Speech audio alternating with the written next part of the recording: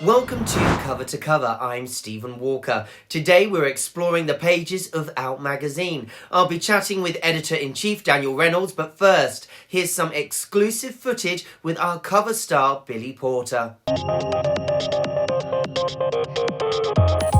Congratulations on the cover, Billy. Thank So you. creative and artistic. What was that whole experience like? It was really wonderful because, we had our ideas.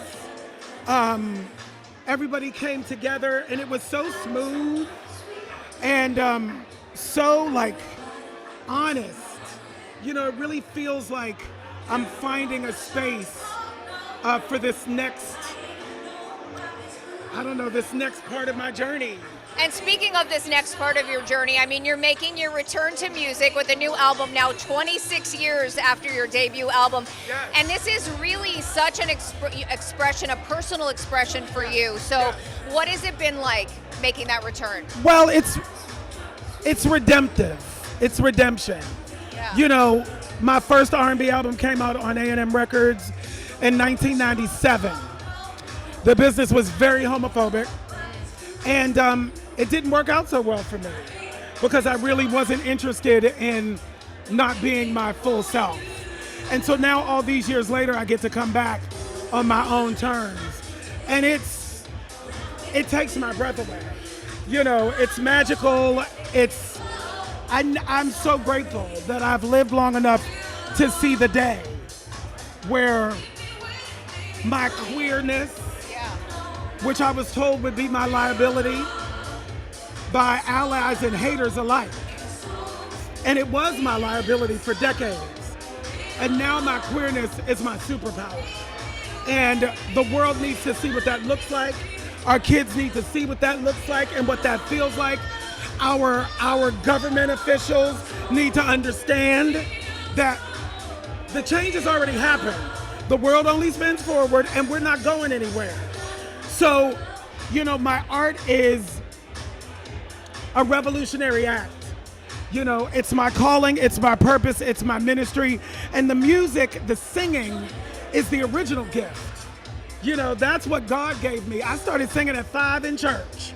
So to be able to come back to it like this, it's powerful and magnificent. And we recently interviewed you for the Advocate channel, and you said something that I loved. You said, I am the change I was looking for. Yes.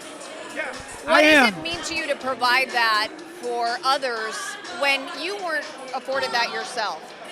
It makes me really happy that we've come this far, and it's really still hard to process. Yeah. It's not hard to process. It's still interesting to process, because in the owning of one's power, we are more powerful. Yeah. We can show up and sit inside of the thing that we were meant to be. Absolutely. And the more I live, the more I get to do that.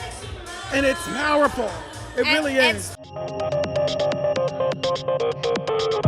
What an icon. Now let's find out more from editor-in-chief Daniel Reynolds. Let's talk about our cover star. What makes Billy Porter such an iconic cover star for Out magazine? Well, thank you for having me, Stephen. And of course, Billy Porter is a modern day icon. He's been famous on Broadway forever, for decades, in Kiki Boots and Grease.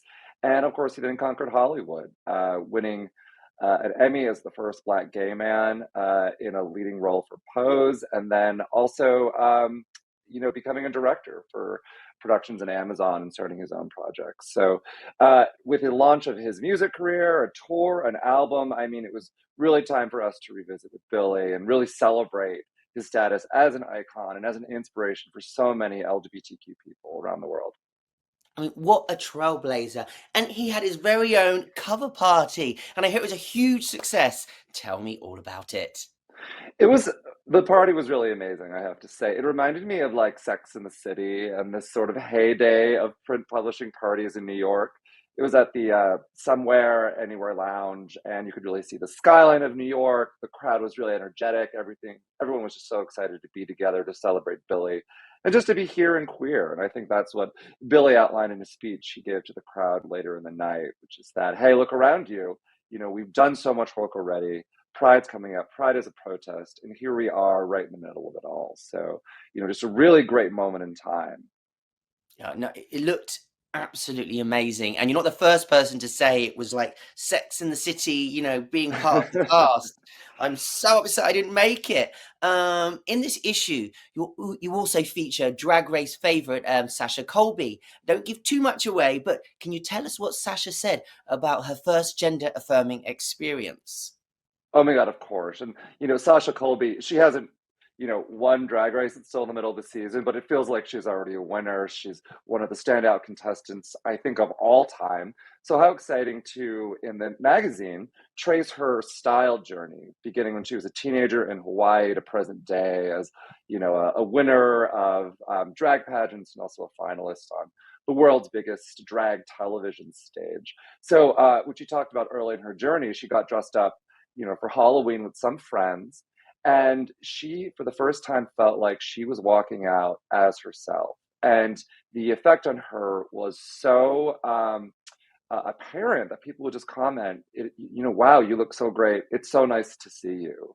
And this is a phrase that I talk about in my editor's letter, because I think being able to be yourself, being able for other people to see you for who you are is more important now than ever as LGBTQ people. So Sasha Colby, a style inspiration, and just, an inspiration in general for every aspect of life. And the show itself has come along, now embracing people in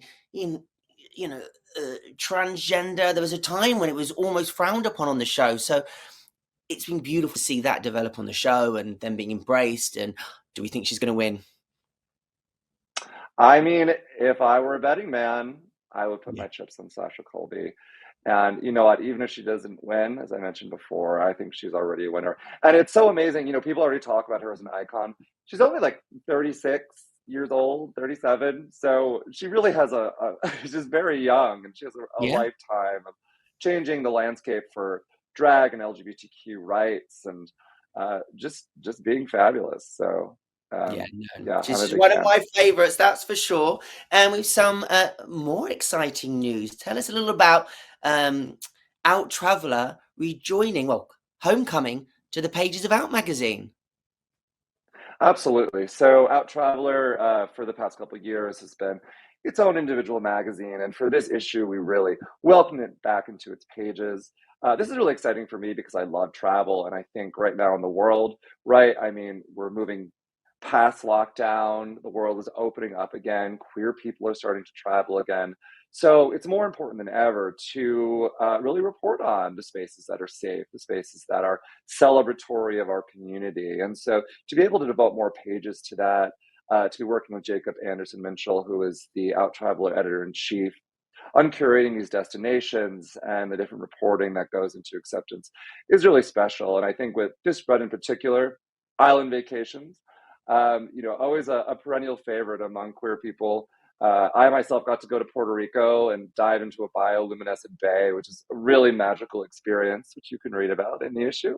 And of course, we have a lot of reporting on Hawaii as well, and also about being respectful of indigenous peoples while we are visiting their beautiful destinations.